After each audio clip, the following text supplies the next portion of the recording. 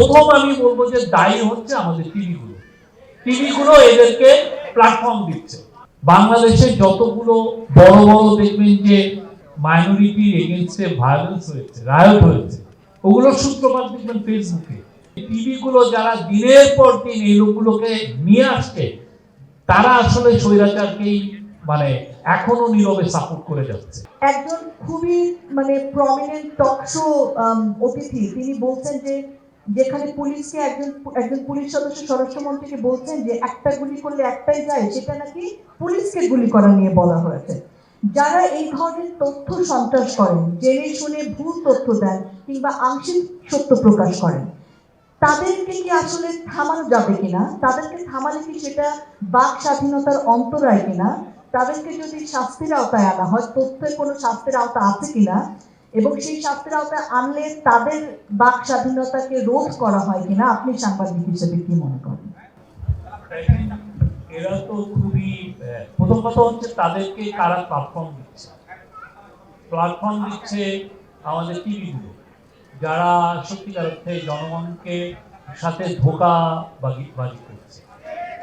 বাংলাদেশের এমন কোন টিভি নাই যারা এদেরকে ডাকে না। আপনি দেখবেন যে প্রায়ই একটা লিস্ট হয় যে গত 2 মাসে 3 মাসে কারা কারা সবচেয়ে বেশি ইনভাইটেশন পেয়েছে, টিভিগুলো দিচ্ছে এবং এরা নির্লজ্জ ভাবে দিচ্ছে।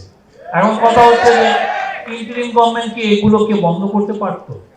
জনগণের আকাঙ্ক্ষা ছিল যে এদেরকে বন্ধ করে দিয়ে, কিন্তু আমরা মনে করেছি, ইন্টারিম গভর্নমেন্ট মনে করেছে যে তারা ফ্রিডম অফ স্পিচে বিশ্বাসী, মানুষ তার ফ্রিডম অফ স্পিচকে সে ব্যবহার করবে এবং এটা জাতি গঠনে হেল্প করবে। কিন্তু সত্যিকার অর্থে কি এই লোকগুলোকে যত আপনি প্ল্যাটফর্ম দিচ্ছেন, এরা আরো এটাকে নিয়ে পেয়ে বসছে, এবং এত বড় দুঃসাহস, জুলাইকে পর্যন্ত তারা প্রশ্ন করার সাহস পায়। তো এদের জন্য আসলে কি, অনেকে বলেন যে এদেরকে তারপরে তো এদেরকে আনতে হবে। সরি ভাই, এদেরকে আনার দরকার নেই। এদেরকে আমাদের যতদিন না এরা তাদের দোষরীপনার জন্য তারা ক্ষমা চাচ্ছে, সত্যিকার তাদের মেইনস্ট্রিম করার কোনো দরকার নেই। আপনি আমাদের ছোট ছোট বাচ্চাদেরকে খুন করা হয়েছে আর আপনি তো মক করবেন, সরি আপনার সাথে আমার কোনো লেনদেন নেই। এই জায়গাগুলো আসলে বেসিক মিনিমাম। আপনি অনেকে বলেন যে রিকনসিলিয়েশন করবে, খুব বড় বড় সময় ট্রানজিশনাল জাস্টিস, রিকনসিলিয়েশন, হাবি জাবি কথা, আমরা যেন এগুলো পড়ি না। আরে ভাই, আপনি তো অনুশোচনাই করেন না, আপনার লাগে আবার কিসের রিকনসিলিয়েশন? এই জায়গাগুলো আমার মনে হয় যে সত্যিকার অর্থে প্রথম আমি বলবো যে দায়ী হচ্ছে আমাদের টিভিগুলো এদেরকে প্ল্যাটফর্ম দিচ্ছে। হ্যাঁ, বাইরে কিন্তু এটা খুব বড় একটা ইস্যু। যেমন ধরেন ফেসবুককে অনেকে কাঠগড়ায় দাঁড় করাচ্ছে।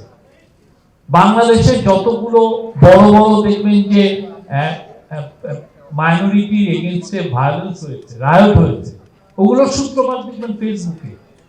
তোকে এটা প্ল্যাটফর্ম, ফেসবুক একটা প্ল্যাটফর্মের দায় আছে। তো ওইখানে একজন একটা কিছু ছেড়ে দিল, মিথ্যা নিউজ ছেড়ে দিল, ওইটাকে কেন্দ্র করে বড় একটা রায়ট লেগে গেল। তো ফেসবুকের দায় আছে না এখানে?